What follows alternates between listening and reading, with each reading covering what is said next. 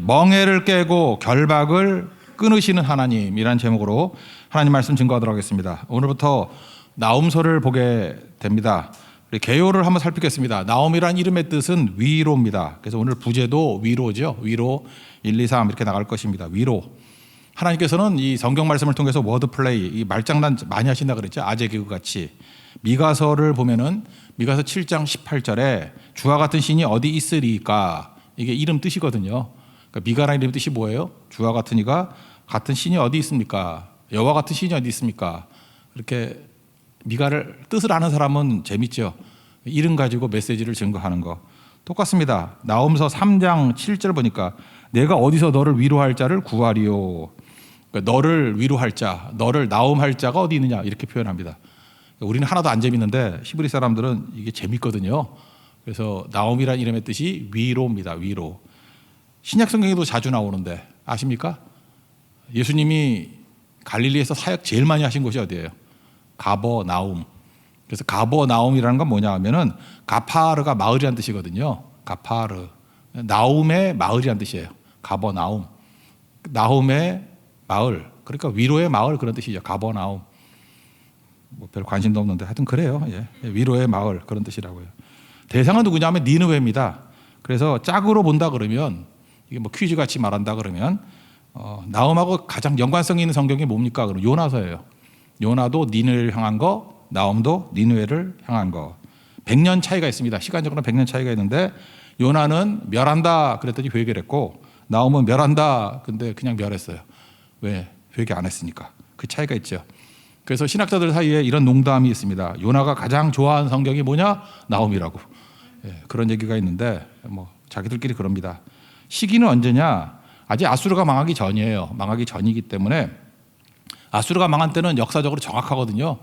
BC 612년에 망했습니다. 왜냐? 아수르는 사실상 우리가 알려진 제국으로는 첫 번째 제국이에요. 첫 번째 제국이 아수르거든요.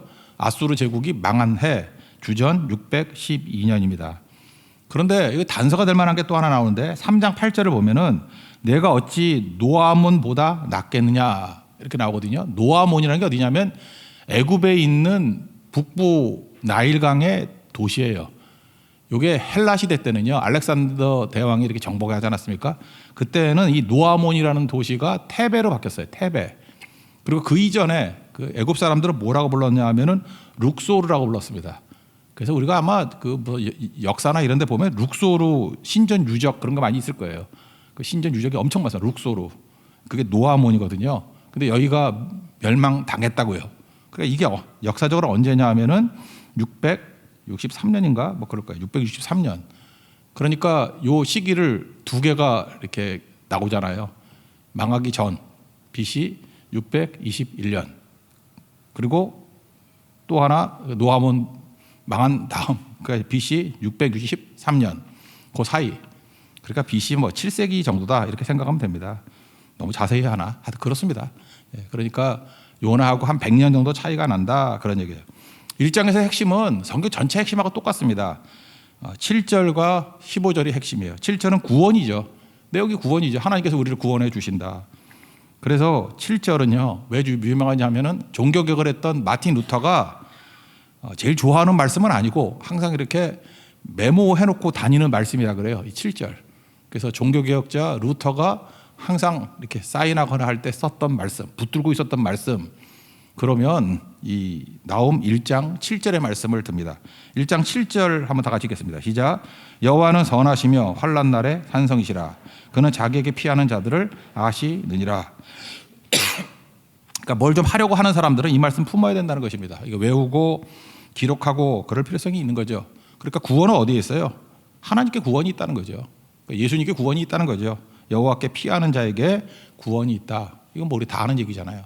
그럼 구원받은 백성이 해야 될 일이 뭐죠? 이제 뭐 상식적으로 나오죠. 신에서는 언약이 뭐였어요? 제사장 나라 되라, 증인 되라. 그러니까 이것도 우리 많이 불렀던 노래 중에 하나인데 복음 들고 산을 넘는 자들의 발이 아름답다. 이사야서 52장 7절 말씀이거든요. 그 발이 아름답다. 그 말씀하고 거의 같은 맥락이에요. 그러니까 아마 이사야가 100년 정도 앞 사람이었으니까 이사야서를 알고 있었던 것 같아. 그래서 그 똑같은 말씀을 여기에 또 한 번 표현하고 있습니다. 15절 앞부분까지만 읽겠습니다. 시작. 볼지어다 아름다운 소식을 알리고 화평을 전하는 자의 발이 산 위에 있도다. 그러니까 1장의 내용은 뭐예요? 일단은 하나님 말씀이 선포됐을 때 믿고 영접해서 구원받아라. 그래 구원받은 백성이 해야 될 일이 뭐예요? 15절에 보니까 선교하는 일, 제사장 되고 증인 되고 흐름이 있는 일, 이게 필요하다. 그러니까 구약 성경도 신약 성경도 다르지 않죠. 구원받았느냐? 이제 구원받게 해라. 그거죠. 그죠? 구원받았느냐? 이제 흐름이 있게 해라. 구원받았느냐? 이제 선교해라.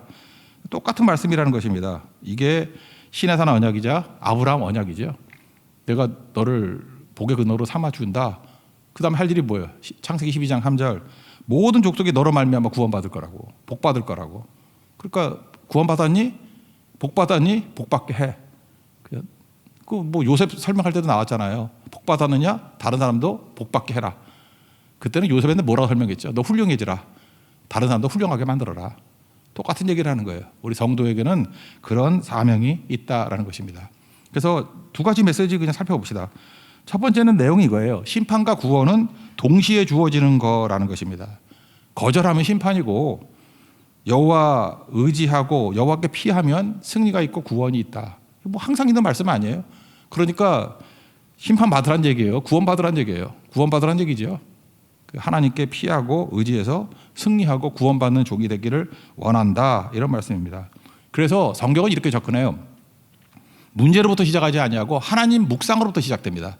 하나님이 어떤 분이신가? 그러니까 하나님이 어떤 분이신지를 묵상할 때 여러분 기준이 되는 성경이 있어요. 제가 신의 산 언약도 얘기했잖아요. 그러니까 하나님의 성품에 대한 기준이 되는 말씀, 이건 꼭 외웠으면 좋겠어요. 출애굽기 34장 6절의 말씀인데 여러 번 얘기했을 거예요. 하나님의 5가지 속성이 있어요. 여호와는 자비롭고 은혜롭고 노하기를 더디하고 인자와 진실이 많은 하나님. 이게 기준이에요. 그래서 혹시 뭐 멋지게 기도하려고 그러면 하나님이 어떤 분이시냐 그러면 자비롭고 은혜롭고 노하기를 더디하시고 인자와 진실이 많으신 분. 그러면 돼요. 이게 하나님의 5대 속성이에요. 5대 속성. 출애굽기 34장 6절의 말씀. 그 뒤에 보면은 요 말씀을 조금씩 변형하는 거예요. 조금씩 변형하는 거지. 기준은 출애굽기 34장 6절이 기준이다. 하나님이 이런 분이라는 거예요. 그런데 이런 하나님을 외면하면 어떤 일이 벌어져요? 뭐 박살난다, 그 얘기지. 뭐 질투, 보복, 진노. 여기에서 하나님의 5대 속성 가운데 하나가 딱 들어가요. 노하기를 더디한다. 이건 약간 조롱이거든. 하나님이 노하기를 더디하는 것을 사람들은 뭐로 느끼느냐 하면 무능함으로 느낀다는 거예요. 무능 아니라는 거예요. 하나님이 유예하는 거고 기회를 주시는 거지. 그게 무능해서 그런 게 아니야. 너희를 사랑해서 그런 거야. 그렇게 모르겠니? 그 다음 나오는 게 인자잖아요. 하나님이 헤세드가 있기 때문에 그런 거지. 멍청한 녀석들. 이걸 베드로 사도는 자세히 설명해 주죠. 베드로후서 3장 9절. 주의 약속은 어떤 이들이 더디다고 생각하는 것 같이 더딘 것이 아니다. 주께서는 너희를 대하여 오래 참으사 아무도 멸망하지 않고 다 회개하게 이르기를 원한다. 이게 말씀하잖아요. 그게 오래 노하기를 더디하신다. 오래 참으신다. 하나님의 세 번째 속성. 그렇게 나온다라는 것입니다. 그러니까 이런 하나님 외면하면 뭐 박살난다 그런 얘기죠. 2절 3절 한번 읽겠습니다. 2절 3절 시작. 여호와는 질투하시며 보복하시는 하나님이시니라. 여호와는 보복하시며 진노하시되 자기를 거스린 자에게 여호와는 보복하시며 자기를 대적하는 자에게 진노를 품으시며 여호와는 노하기를 더디하시며 권능이 크시며 벌 받을 자를 결코 내버려 두지 아니하시느니라. 여호와에게는 회오리 바람과 광풍이 있고 구름은 그의 발에 티끌이로다. 그러니까 심판하시는 하나님, 이거 뭐 외울 것도 없죠. 뭐 나쁜 것도 이거 외워서 뭐래. 그러니까 우리는 해당 안 되잖아. 순종할 거니까. 그러니까 심판과 구원은 동시에 이루어진다는 거예요. 8.15가 우리는 해방이지만 일본은 패망일 아니에요? 그죠? 그 똑같은 거지. 예수님이 오시고 구원을 주시는 것이 영접하는 자들에게는 구원이지만 거절하는 자들에게 심판이다. 그러니까 심판 묵상할 필요가 없죠. 예수님 영접하고 의지해서 구원받아야죠. 그게 오늘 핵심적인 말씀이라는 것입니다. 근데 그러지 않았던 니느웨 얘기하고 있죠. 자기 힘만 믿고 제국이라고 기고만장하고 교만했다라는 거예요. 그러면 아수르 꼴 한다는 거예요. 그래서 아수르가 남 얘기가 아니에요. 내가 아수르 될 수 있다고 기고만장하고 교만하면. 아수르의 대표적인 사람 히스기야 왕 포위했던 사람 있죠. 사네립. 그 밑에 있는 쫄따구가 랍사게인데 열왕기하 18장에 이제 심리전을 펴는 얘기가 쭉 나와요. 그 중에 20절 보면은 이런 말씀이 나옵니다. 내가 이제 누구를 의뢰하고 나를 반역하였느냐. 지가 최고라는 거예요. 천상천하 유아독전이에요. 그죠? 랍사게가 그 사렙이 그렇다는 거예요. 그리고 또 하나님을 조롱하죠. 33절 열왕기하 18장 33절 보니까 민족의 신들 중에 어느 한 신이 그의 땅을 아수르 왕의 손에서 건진 자가 있느냐. 여호와 하나님도 건지지 못한다 그런 얘기죠. 뭐 말도 안 되는 일이다. 그때 하나님의 반응이 뭐예요? 까불지 마 이거죠. 까불지 마. 누가 작살내 버린다는 거예요. 6절 다 같이 읽겠습니다. 시작. 누가 능히 그의 분노 앞에 서며 누가 능히 그의 진노를 감당하랴. 그의 진노가 불처럼 쏟아지며 지니 그로 말미암아 바위들이 깨지는 도다. 작살난다 그런 얘기죠. 오늘 70장 찬송했는데 2절이 이게 떠오르더라고. 이방이 떠들고 나라들 모여서 진동하나. 우리 주 목소리 한 번 바라면 천하의 모든 것 망하겠네. 나오면서 일정이 생각나더라고. 그죠? 이게 뭐 아무것도 아닌데 박살나 버린다 그런 거죠. 그러니까 우리에게 주시는 메시지가 무엇입니까? 우리가 붙들 메시지가 뭐예요? 항상 구원의 길은 하나님께 피하고 하나님 의지하는 것이다. 그럼 구원 받는다는 거죠. 하나님은 우리의 산성 되시기 때문에 오늘도 매 순간순간마다 하나님께 피해서 승리하는 우리 하나님의 종 되기를 바랍니다. 그래서 이 말씀 다시 한번 읽어봅시다. 7절입니다. 시작. 여호와는 선하시며 환난 날에 산성이시라. 그는 자기에게 피하는 자들을 아시느니라. 참된 구원이 이루어지는 하나님의 종 되기를 원합니다. 그래서 적어도 금주간만은 이 한 절 좀 외우세요. 외우고 우리도 루터같이 이 말씀 붙들고 어떤 싸움을 싸우십니까? 우리도 이겨야 될 거 아니에요. 이기는 종 되기를 원합니다. 오늘 장례 치르는 석종구 집사님 가정에도 이 말씀이 위로가 됐으면 좋겠어요. 그죠? 선하시고 환난 날에 산성이시라고. 어려움 당하잖아요. 하나님 산성이시라고. 자기에게 피하는 자들을 알고 계신다고. 주님이 아시면 구원이 있거든요. 그리고 오늘 또 군대 가는 시우 형제도 하나님께서 이 말씀 붙들었으면 좋겠어요. 그죠? 환난, 뭐 군대가 환난은 아니지만 군에서도 그죠? 피하는 자가 되어서 하나님께서 나를 지켜주신다고. 이 말씀이 승리하는 우리 모든 성도의 말씀이 되는 은총이 임하기를 바랍니다. 그 다음 두 번째는 사명이죠. 화평을 전하는 발이 되라. 또 다른 말로 제사장 되라, 뭐 증인 되라 이런 거죠. 두 종류의 전도가 있습니다. 마귀도 전도하고요. 그 하나님 백성들도 전도하죠. 영향이 미치는 거 아니에요. 그래서 마귀의 전도자, 여기서 사내립을 뜻하는 것 같아요. 마귀의 일꾼. 11절 읽겠습니다. 시작. 여호와께 악을 꾀하는 한 사람이 너희 중에서 나와서 사악한 것을 권하는 도다. 악을 꾀하는 한 사람 누구겠어요? 사내립. 히스기야 포위하면서 그 랍사게 보내가지고 심리전 펴잖아요. 심리전의 내용이 뭐예요? 그냥 하나님 의지하면 안 된다. 그죠? 세상에 보이는 것들 의지해야 돼 이런 거예요. 우상 숭배하라 뭐 이런 거예요. 우상이 뭐죠? 하나님보다 더 사랑하는 거. 하나님 사랑하면 안 돼. 그보다 더 사랑할 것이 있어. 그게 우상이고 또 하나가 뭐예요? 눈에 보이는 것. 보이지도 않는 거 뭐 따라가냐? 눈에 보이는 게 최고지. 그래서 얘네들이 강조하는 거, 제국이 강조하는 게 뭐예요? 강한 거, 많은 거. 그래서 뭐예요? 돈을 의지하고 큰 군대를 의지하고. 그러면서 그 11개 18장에 보면요. 그 눈에 보이는 것과 우상을 계속 강조해요. 두 가지 특징이 있어요. 눈에 보이는 것들, 우상. 이게 진짜 힘이지. 무슨 보이지도 않은 하나님, 히스기야 이따위 뭐 의지하지 마라. 그때 하나님이 오셔가지고 한 방에 끝내버리잖아요. 또 멸해버린다고. 제국의 특징이 뭐예요? 우리 제국 따라가잖아요. 지금도 이 시대가 제국 시대 아니에요? 돈이 망인 시대. 강하고 많은 거, 눈에 보여서 믿을만 하죠. 멸한다는 거예요. 그거 따라가면 멸망된다는 거예요. 명심하십시오. 그거 따라가면 멸망해요. 하나님께 피하고 하나님 의지하는 자는 산다. 잊지 말라. 이거를 만천하에 알리라는 거죠. 지금도 사탄의 전도자들 되게 많습니다. 지금도 이게 진짜라고. 그래서 많은 사람이 흔들흔들 할 때 흔들리면 죽는다는 거예요. 말씀 증거해야 된다. 12절 다 같이 읽겠습니다. 시작. 여호와께서 이같이 말씀하시기를 그들이 비록 강하고 많을지라도 반드시 멸절을 당하리니 그가 없어지리라. 내가 전에는 너를 괴롭혔으나 다시는 너를 괴롭히지 아니할 것이라. 실제로 망했어요. 그래서 열왕기하 19장에 보니까 사나립이 36절에 니느웨로 거주했더니 그의 신전 니스록이라는 신전에서 부하들이 반란 일으켜서 쳐 죽여버렸어요. 그리고 아들이 왕위를 찬탈해버렸습니다. 다 망해버린다는 거죠. 그래서 사내립 때 아수르가 제일 강했거든요. 그냥 이건 뭐 절대 침몰하지 않을 뭐 그런 배다 뭐 이렇게 묘사를 했었는데 망했어요. 그래서 역사 이렇게 한번 읽어보세요. 보면은 사내립이 무너진 거는 역사의 미스테리다 그래요. 미스테리. 왜 망했는지 모른대. 모르긴 뭘 몰라 바보들. 하나님이 하신 거지. 그죠? 우리는 뭐 금방 하는데 역사는 모른대. 그래서 이제 이 바보들 아니다. 이걸 몰라? 하나님이 하신 거지. 성경으로 하나님이 하셨다고. 그래서 그냥 하루아침에 무너져 버렸어요. 하루아침에. 그러니까 기고만장하고 잘난 척하면 그냥 무너지게 된다라는 것입니다. 이 사내립의 세력들, 그러니까 다시 말해서 제국의 세력들, 마귀의 세력들은 우리를 얽어매는 거예요. 결박하는 거. 마귀의 세력이기 때문에 영적 싸움을 벌여야 된다는 거죠. 그래서 우리가 선교하기 이전에 동시에 해야 될 게 뭐냐? 결박을 푸는 것들을 해야 된다는 거예요. 우리 복음의 본질이 뭐예요? 결박 푸는 거죠. 진리를 알지니 진리가 너희를 자유롭게 하리라. 진리가 예수님이라고 그랬죠. 예수님이 이 땅에 오신 이유가 뭐예요? 구원인데 구원의 내용이 뭡니까? 해방 아니에요. 해방. 자유케 한다는 거. 예수님이 너희를 자유케 하리라. 13절 읽겠습니다. 시작.